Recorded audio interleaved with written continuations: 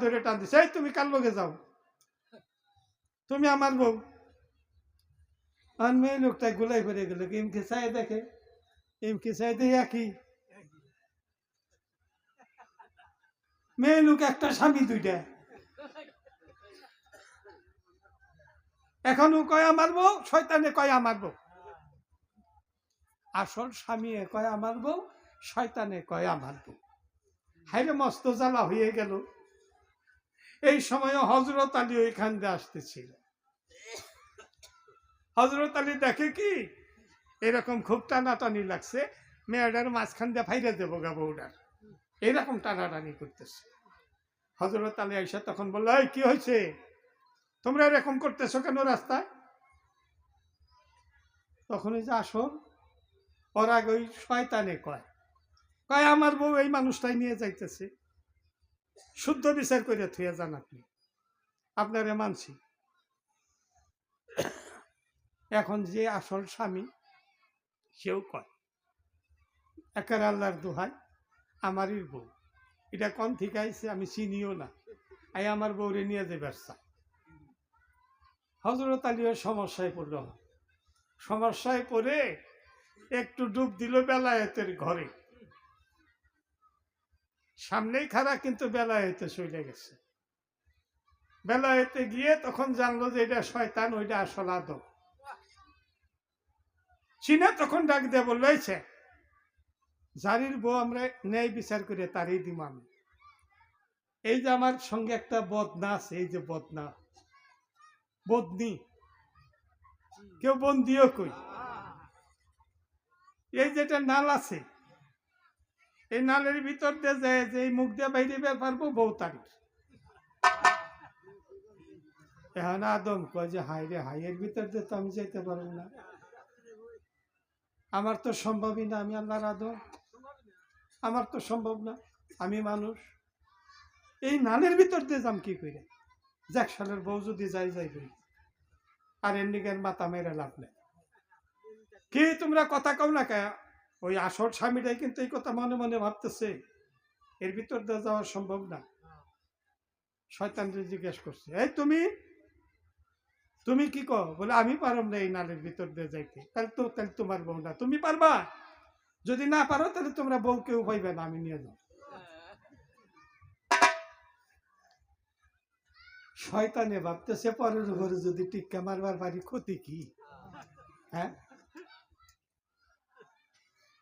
আমি শয়তান, আমার একটা মন্দ পুরুষের কথা শুনলে তার কাছে কেউ বিয়ে দেয় না, সারা জীবনে তো বিয়ে করাইতে পারলাম না, এটা পরের জিনিস যদি নিয়ে টিক্কা মারবার পারি ক্ষতি কি? কয় আমি যাই পারুম, যদি যাই পারো তাহলে তোমারই রূপ, যাই দেখাও, পারুম কইলেও না। শয়তান তো যে বন্দির নাল দিয়ে যে ঢুকছে, এবারে মুখটা হযরত আলী চাপিয়ে দিলে বন্দির নালটাও চাপিয়ে দিছে। শয়তান পড়লো আটকা, চিকরা চিকরি। তখন শয়তানে কয় যে আমি শয়তান, এটা আমার বউ না, আসলে ওনার বউ, এই বউ আমি নিবার চাইছিলাম, যেদিন থেকে জন্ম নিছে আজ অব্দি পর্যন্ত আমি বিয়া করবার পারি না, এই বিয়ার স্বাদ মিটাইবার জন্যই আমি এই বউটার নিবার চাইছিলাম, তা আমার হইল না, আমি শয়তান।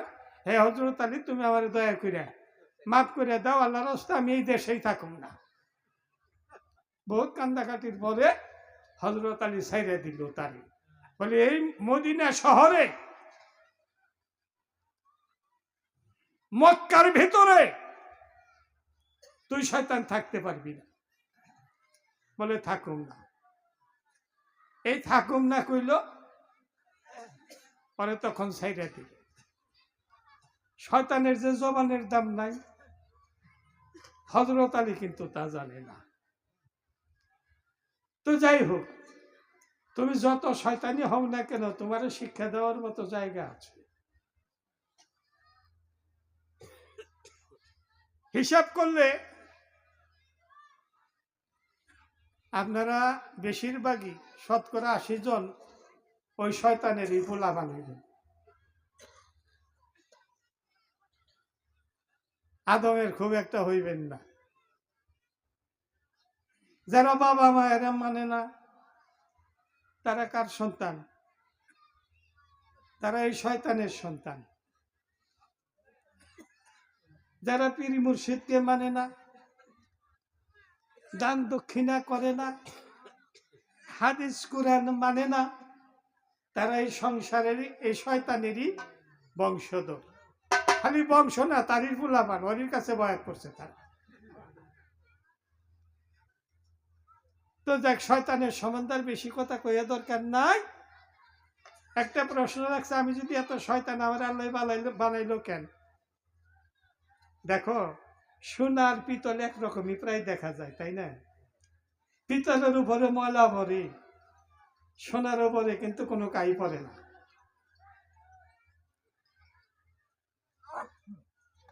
তাই তুমি শয়তান, তোমাকে বানানোর কিছু প্রয়োজন আল্লাহর আছে।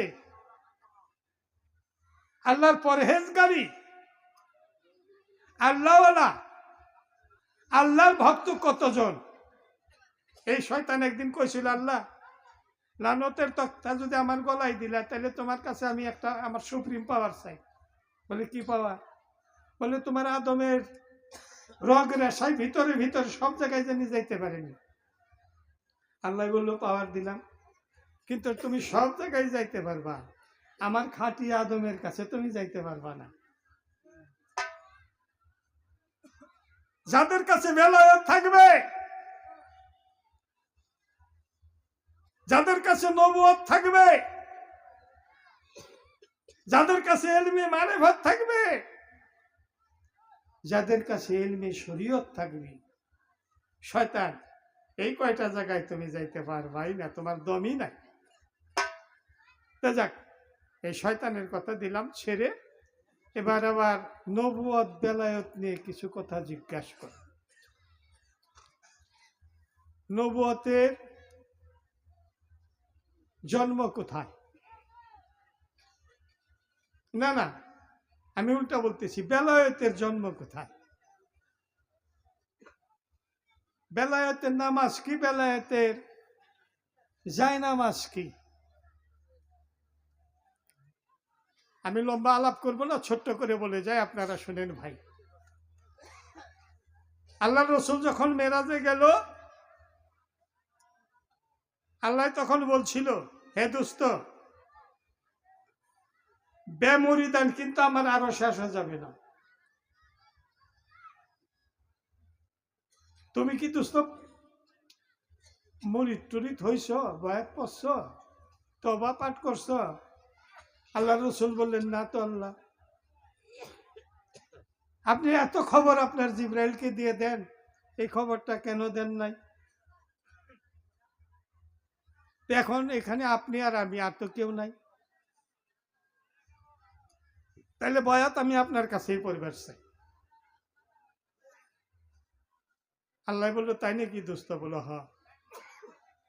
বলে তাহলে আপনি 70,000 পর্দার ওই পাশে, আর আমি রইলাম এই পাশে।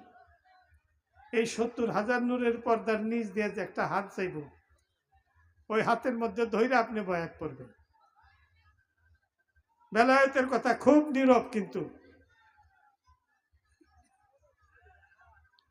আপনি চোখ বন্ধ করে রাখবেন। আল্লাহ রসুল চোখ বন্ধ করে রাখলো, সত্যি একটা হাত, ওই হাতে ধরে তওবা পাঠ করলো এবং কলেমা পাঠ করলো। আল্লাহ বলল, দোস্ত চোখ খুলেন। চোখ খুলে দেখে কি, আহা হা হা, রসুলের ডাইনাত বায়াত ধরে রয়েছে। নিজের হাতেই নিজে ধরে রয়েছে। বেলায় জিনিসটা অত সোজা না। আল্লাহর হাত কি তালাশ করে এই দুনিয়ায় পাওয়া যাব? তাই রসুলকে বুঝিয়ে দিল, ওটা তোমার হাত না, ওইটা আমারই হাত। শেষে বলল, তাহলে বয়াত তো হইলাম, ঠিক আছে, আমি আল্লাহ আপনার একটু দেখবার চাই। বলে তোমার সামনে একটা পিয়ালা দেওয়া আছে, ওইটার মধ্যে আমি আছি। আমি এত গভীর তত্ত্বের কথা কোনো জায়গায় বলি না, যাওয়ার সময় একটু বইলা মানুষকে দিয়ে যাওয়াই ভালো। তাই সেই গোপন তত্ত্বগুলা কিছু কিছু বইলা যায়। ওই পেয়ালাটা হাতে নিল। আল্লাহ বলল, দোস্ত দেখো এই পেয়ালার মধ্যে আমি আছি, আমার ভালো করে দেখো। অনেক সময় পেয়ালের মধ্যে ফুসি নাচি পারলো। আল্লাহ, আমি তো কিছুই দেখি না। না দোস্ত, তুমি ভালো করে দেখো, আমি আছি ওখানে। ভালো করে চাই দেখলো। কিছুক্ষণ পর আল্লাহ জিজ্ঞেস করলো যে, দোস্ত কিছু দেখলা? বলে, হ দেখলাম। বলে, কি? বলে, আমারই ছবি আমি দেখলাম। আল্লাহ বললো, তো তাই, বেলায়েতের কথাই আসছে, আর তোমাকে বেশি খুলে বলার আমার অধিকার নাই। যাহা আছে বিশ্ব ব্রহ্মাণ্ডে, তাহা আছে তোমার এই ক্ষুদ্র ভাণ্ডে। পৃথিবীতে তালাশ করলে আল্লাহকে পাইবে না, নিজেকে নিজের মধ্যে তালাশ করলে আল্লাহরে দেখা যায়। তারই সুরতে, তারই নূরেতে মোহাম্মদ সৃষ্টি হলো, তার নূর দিয়ে সারা জগতে আদম পয়দা হলো। এই আদমকে আল্লাহ করেছে রূপ মিশিয়ে আপনার। এই আদম দুজকে যাবে, যে বলবে সেই গুনাহগার। এটা কার সুরত? এরা। তাই আল্লাহ বলছে, ওই হাত আমার হাত। আর পিয়ালের মধ্যে বুঝিয়ে দিল ওইটাই আমি। মেরাজের থেকে ঘুরে আসার পরে উসমান গনি জিজ্ঞাসা করে, হে আল্লাহর হাবিব, আপনি যে মেরাজে গেছিলেন, আল্লাহর সঙ্গে সাক্ষাৎ হয়েছে, আল্লাহ কেমন? বলল কি, ঠিক তোমার মতো। উসমান গনিরে বলল, তোমার মতো। একটু পরে আবু বকর সিদ্দিক সেই সে বলছে, হুজুর আল্লাহর সঙ্গে মেরাজ করলেন, আল্লাহর সুরত কেমন, তার শিকল সুরত কেমন? বলে, ঠিক তোমার মতো। একটু পরেই ওমর ফারুক এসে জিজ্ঞাসা করছে, কেমন? কয়, ঠিক তোমার মতো। কিছুক্ষণ পরে এসে হযরত আলী জিজ্ঞাসা করছে, হে আমার দয়াল মুর্শিদ, আল্লাহর সুরত কেমন? রসুল বলল যে আমার মতো। তিনজনের কাছে বলল তোমার মতো, তোমার মতো, আর হযরত আলীর কাছে বলল ঠিক আমার মতো। হযরত আলী বিশ্বজ্ঞান হারিয়ে গিয়ে দয়াল রাসূলের চরণে পড়ে গেল, চুম্বন